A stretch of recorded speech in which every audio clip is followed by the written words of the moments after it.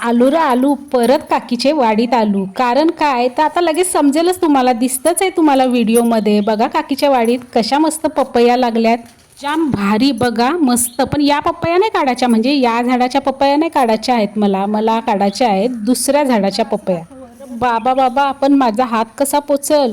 हात तर नाही पोचणार, काहीतरी स्टूल बिल भेटला असता म्हणजे बरा झाला असता. पपया तर बघा मस्त झाल्यात, म्हणजे असा कलर आला म्हणजे त्या पपया पिकतात. या पपया नैसर्गिकरित्या पिकवल्या जातात.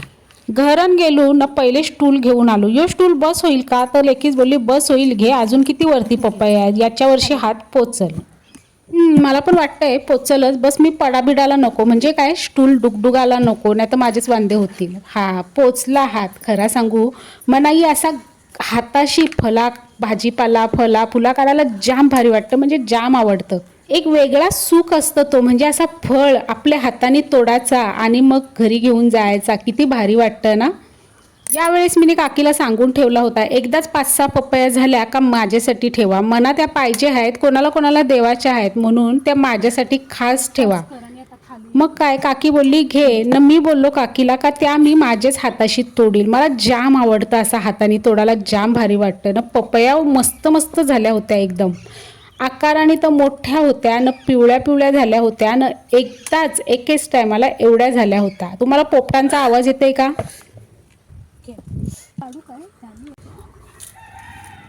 ही एक खाली दिसली तर तीव पपई मिनी तोडली. आहा, कसल्या भारी पपया झाल्यात, मस्तच.